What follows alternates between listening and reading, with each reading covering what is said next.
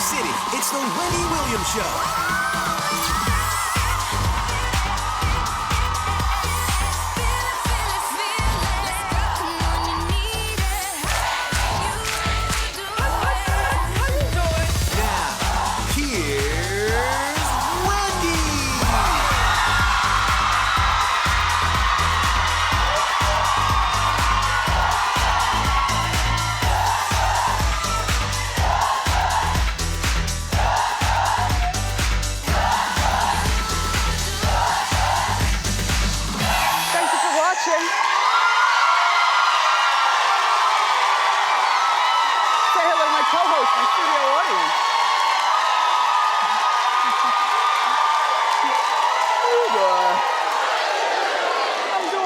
Let's get started. It's time for Hot Topics.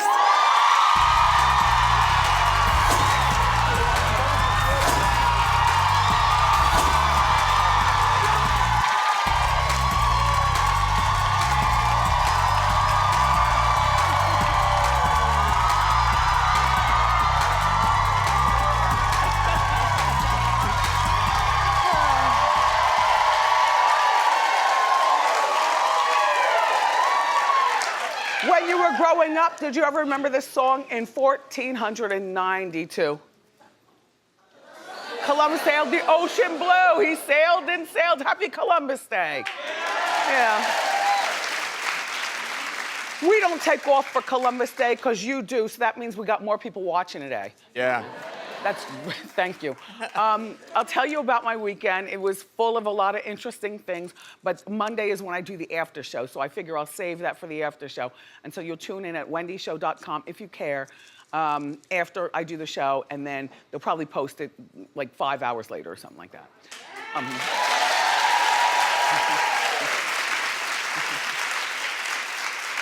It involves an hors d'oeuvre party and the cats and everything. And what they did when I have company.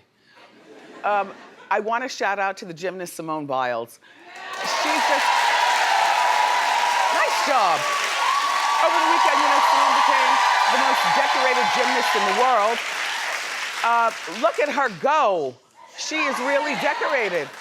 You know, I want to give one of those medals, or at least all of them, to her grandparents who raised her, which I did not realize that, you know, her mother was on drugs, and her father, I don't know where he was, but, you know, she and her 4 siblings went in and out. Those are her parents right there. They did show up, you know, for whatever the festivities. But, you know, she was raised by her grandparents, adopted by them, actually, after being in and out of foster care with her siblings, you know, forever. So she calls her grandparents mom and dad, but they're her parents. They got it together to get out there, and as she broke the world records for the most decorated medalists in gymnasts, male or female. 25 medals in total she has in her career. Good job. Good job.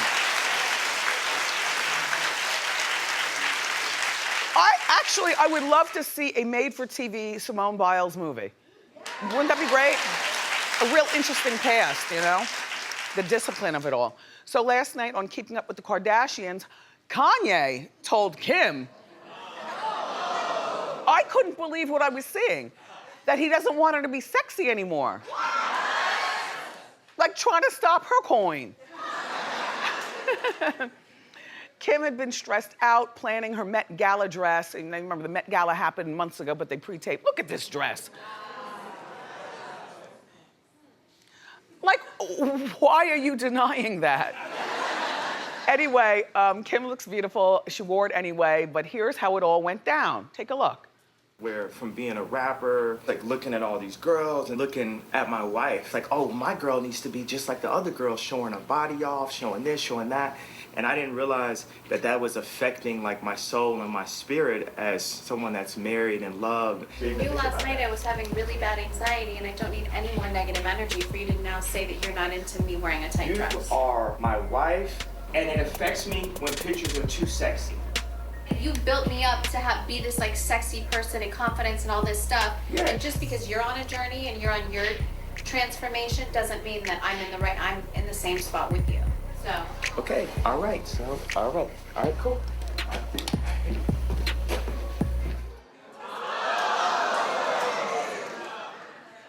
with her. Her journey is not his journey. And furthermore, Kim, he didn't build you up to be sexy. You were sexy all along. And yeah.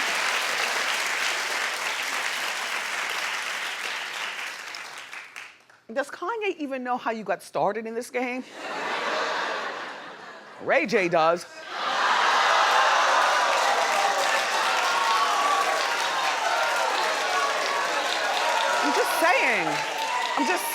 I'm just saying, you can't deny, but yes, she's turned it into a, a billion-dollar empire, and she's studying for her law degree, and she frees people from jail, but she's still, the core of it all is the sexy. And, I just, like, how do you, and so then she ended up wearing the dress. They went to the Met Gala together. This is what he wore.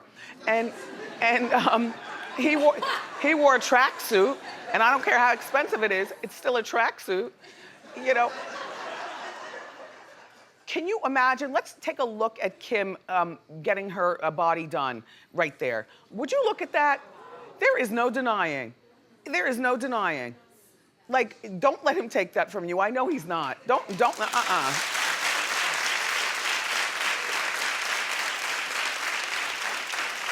In life, you gotta go with your strengths. And Kim, we know what your strength is. There it is. And,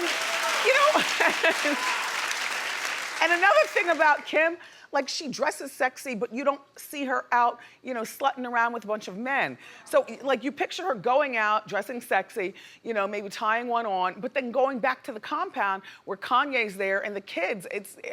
To me, her sex appeal is not threatening. You know what I mean? Or slutty. It's just Kim riding off of her strengths.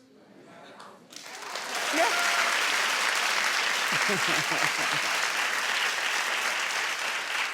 On a side note, Kourtney's 4-year-old son, Rain, flipped off the paparazzi. Like, yep, look at this, look at that, look at that, look at that.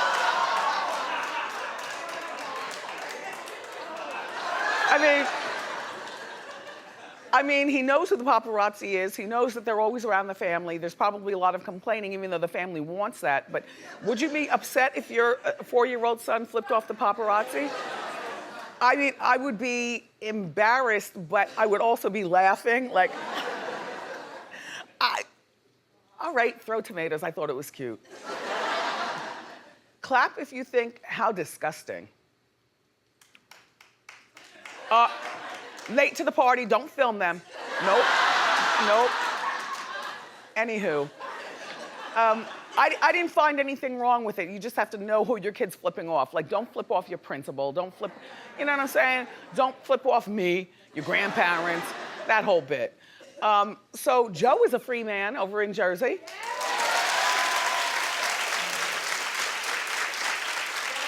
I know. I couldn't tell. I'm like, is this Joe or Mike the situation? And Joe is, look. And Joe is considerably older than Mike, but just goes to show you, if you work prison right, you can come out and...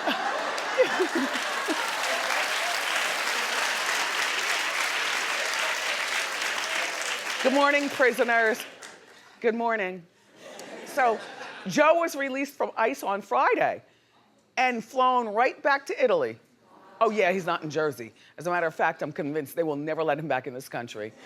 The judge will say, okay, next case, and everybody's moving on. There he is with his brother Pete, who lives in Italy, so he does have a translator to get new girlfriends, new jobs, and new translation. I don't picture now Teresa and Joe staying together. It's horrible that a family was broken up like that with him all the way over there, but if I was Gia and I'm going to Rutgers, I'm like, I'm not going over there. I got my friends, even the little ones, her other 3 siblings. They got their friends here. Nobody speaks Italian like that. We're staying in Jersey.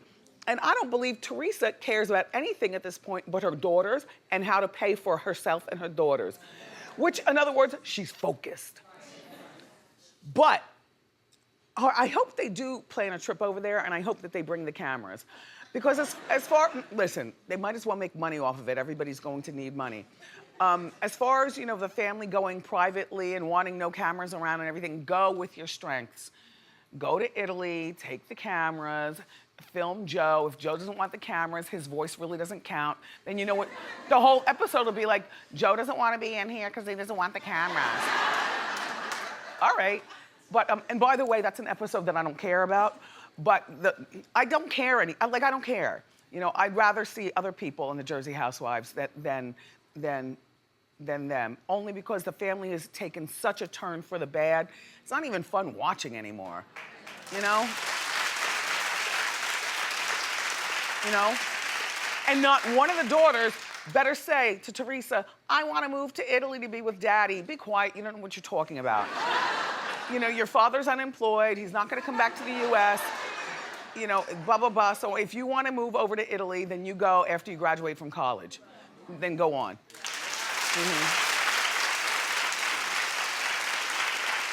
So, this morning, I placed a necessary call to Flav. Well, he didn't answer. I mean, you know. You didn't answer, Flav. But look, I was meeting with my Hot Topics team, and Flav's name came up because he might be a dad again for the 8th time. Okay, well, he's 60 years old.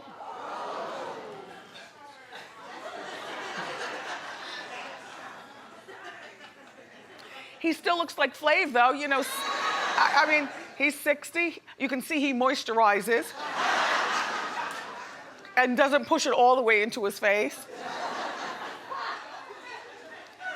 Flav's got that Matthew Knowles shine.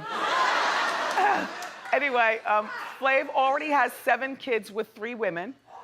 So this will be his 8th child and 8th baby's mother. 4th baby's mother? Okay. Well, according to our friends at theblast.com, a woman named Kate, there she is. Now you all are gonna stop. Babies are a blessing. Kate claims that she had his 8th baby 2 months ago. The baby's name is Jordan. Okay. Oh, I know! What a life he's going to have. Anyway, Kate wants the courts to make Flav take a DNA test. This is where this is going, right? If he is the father, she wants full child support. Now, Flav is denying that he fathered this child, which is why I had to pick up my phone and call him, and he didn't answer. And I left him a text, so sometime in the next hour, I told him, I said, text me before 11 a.m. so I can say something to, you know, my people with regard to this, Flav. Anyway, Kate used to be on Flav's management team. That's how they know each other. Now, Flav has a daughter who actually went to the baby shower. So it's like, what do you believe? Do you believe that Flav is dodging it, or do you believe Flav is the father? I do believe that this DNA test is very, very important. I mean, even if Flav calls us before the show ends today, all he's gonna say probably is, it's not my child. But I'll check my phone during commercials. I don't like to bring it out here to distract me from doing the show.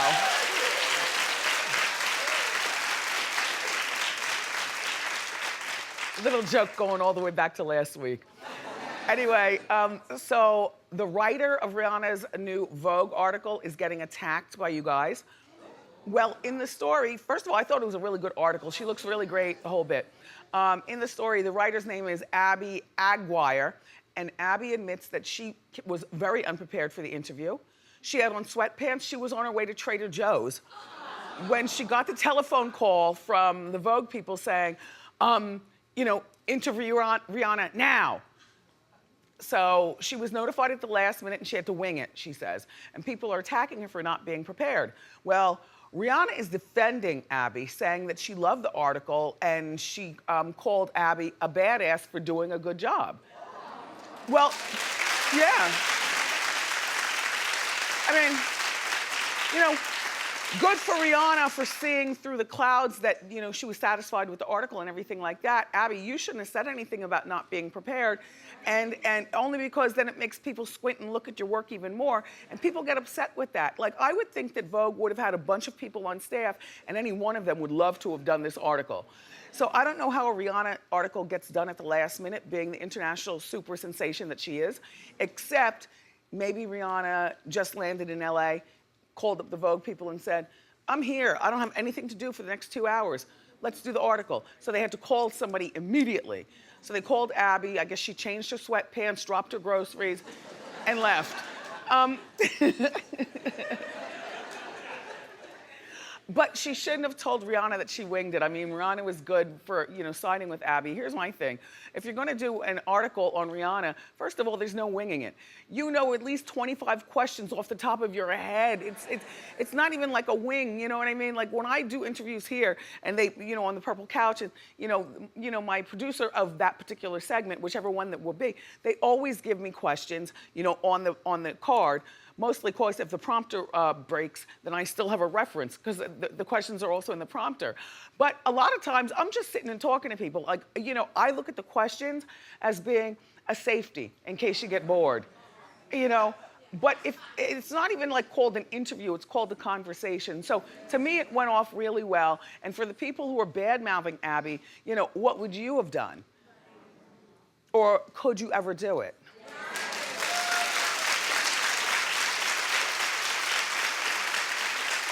Rihanna had some sort of big event over the weekend, and I know a lot of people who were there, and they said, no, she's clearly not pregnant. She's just healthy and eating and thick, and she loves it. She looked very beautiful.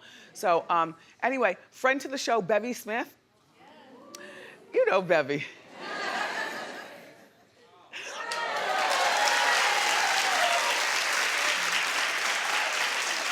So Bevy is claiming that she was denied a cab ride here in New York because she's black. Well, that happens all the time. Bevy says that she spotted a cab on Friday night and the light was on, meaning in business. After a group of people got out, Bevy got in and the driver said he wasn't working. Now see now. You see this. Okay, so Bevy took out her phone and put him on blast. Take a look. I thought you weren't working. You don't want to take a black person.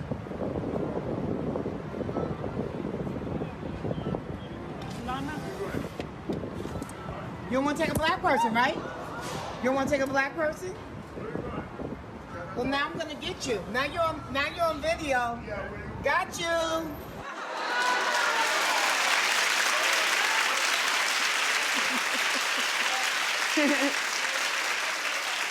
The thing is that if you're black and in New York, you know exactly what Bevy was talking about. If you've never been to New York and you're black, just be prepared to have your Uber or your Lyft or car service or something, because cabs aren't having it. They're not having it for me. They're not having it for you if you're black. They don't care if you're old black, female, young black, male. They're not having it. And you know, it's really, really horrible. I mean, when I catch a cab, and I don't have any apps in my phone to catch a car or anything like that. I usually call my son, and if he's in class, then you know he can't you know, get me a ride. You know, or I have a proper car and driver, but I do take taxis. There's something so New York about, you know, hailing a cab, you know. But I must tell you that if a white person is around, I do say to that white person, look, can you hail me a cab? No lie. Yeah, can you hail me a cab? And if there's nobody around who's white, then I hail it myself and I try to look civilized and proper. And they pass. And then finally, this is generally what happens in my particular case. The doors are still locked. Like I flip and the door's not opening. I'll say, can you open the door? And then he or she will say, where are you going? And then, And if you say you're going to the Bronx, if you say you're going to Brooklyn, Harlem, Lower East Side, you know, I don't live in any of those places, so that they're all too happy to unlock the door and go. But I see what happened. And if I wasn't going to my civilized apartment, which I was thrown into, not my fault, you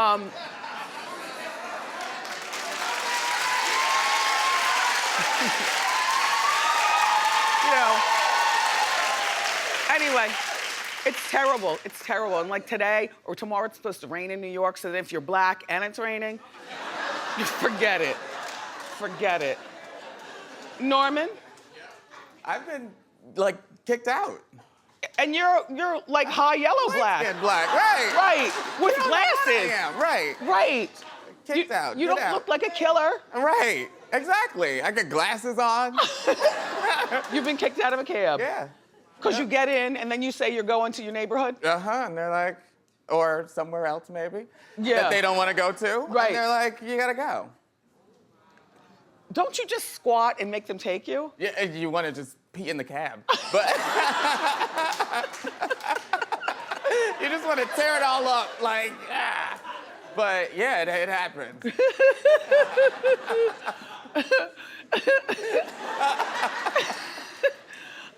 So reality star Erica Mena gifted her new husband, Safari Samuels, a really, really shiny push present. Now, I don't know where men deserve a push present, and I don't care. No. You planted a seed, and that's it. TMZ posted the lavish gift. Okay, here it is. It says Daddy. It's a $50,000. Where does Erica Mena get $50,000? And look, and I don't care if she even has it. The point is that for somebody like Erica Mena, the future with finances is not guaranteed as a matter of fact, tomorrow, Tuesday. It's not. Like, it is a dumbbell who spends $50,000 on a 14-karat gold diamond necklace. It might be nice, Rambo, but you know, that's still not the wise decision for a reality star. She doesn't have Nene status in this reality thing, but, and I don't care how much it is. My thing is that they probably did a trade out with the jeweler. Like maybe they got a big discount on her wedding ring. They have some sort of wedding special in the works, or maybe it already came on, I didn't see it, I don't know. But you know, back to the situation at hand, the bigger thing is that men don't deserve push presents, in my opinion. You know, yeah. You know, a man's present is supposed to be a successful delivery, and I don't care whether he rubbed your feet, rubbed your belly, made your food, lifted you up, put you on the toilet. That's what you're supposed to do. I'm the one over here pushing, and furthermore, you better be in the delivery room to see exactly how it's all going down. Yeah. Oh, a little louder. We got more great show for you, everybody. Up next, the scandal that's rocking the Jersey Shore. We've got the inside scoop, so grab a snack and come on back.